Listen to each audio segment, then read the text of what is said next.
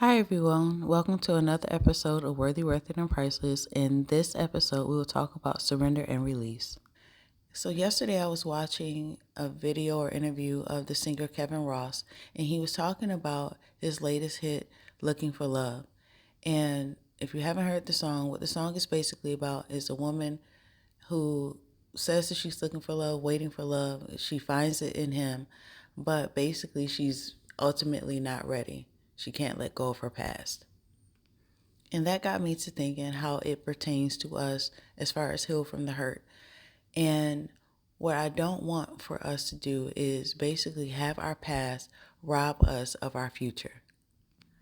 It is so vital and necessary that you do all the work that you need to do so that when God does send you whatever you're praying for, it doesn't have to be another mate, but whatever you're praying for in life, that you will be able to enjoy it. One of the worst things to do is God gives you exactly what you asked for, and whatever your future is, or you fumble it, and whatever it is, like, well, I'll keep in touch, just like how Kevin says in the song. It's like, well, it is one of the worst things when you cannot grasp what you have prayed for.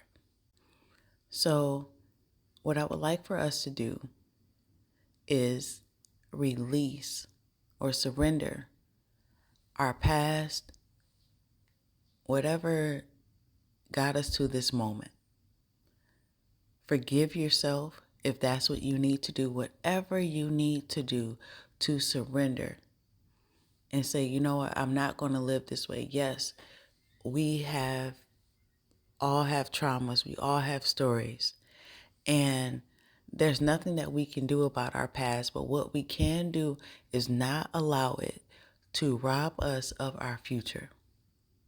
So one of the ways that you can do it is make it up in your mind that I am not going to allow my past to rob me of my future. And it's also a thing too, is not reiterating the past. Not always thinking, oh, that's what my ex used to do. That's what, they wouldn't let me do this. Realize that if you are free, for the most part, you are free from that relationship. And I know that it's going to take time to get over the fight or flight type of situation, because that's what I'm going through right now myself. But other than that is just retraining your mind to realize that, you know what, I don't live in that place anymore.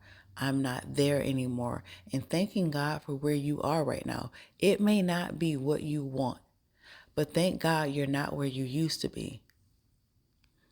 And so that's another way to even surrender as well.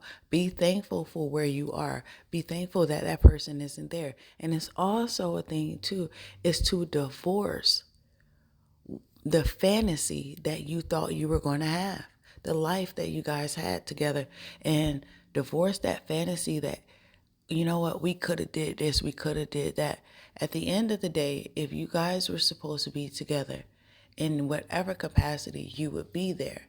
But the point that you're carrying on this fantasy of what we could have been, what we should have did, or anything like that, that is what is stopping you from living the life that you are supposed to.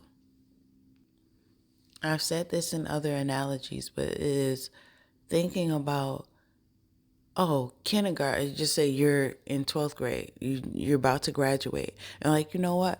Kindergarten was my best year. So I'm going to go back to kindergarten. There is no way for you to go back to kindergarten. And that's the thing too, even in your life. You cannot go back to your past and relive it, change anything or whatever. All you can do is just live with whatever happened. And you need to, as much as possible, forgive yourself. You did what you had to do, what you knew to do at that time. But what you have to do is forgive yourself and move on. Whatever happened in that relationship happened, but now it's time for you to move on. And once you have surrendered, like, hey, this is all that there is. I did what I was supposed to do, and now it is time to release it. Release all those bad toxins of that relationship, release that person, delete the phone numbers, delete the contacts, delete the pictures, whatever needs to be done, and release it and start living the life that you are supposed to. The worst thing is to have your past rob you of your future, everything that you prayed for. We only have one life. And I know that there was time invested. People did you dirty, did you wrong. And I'm not taking anything away from that.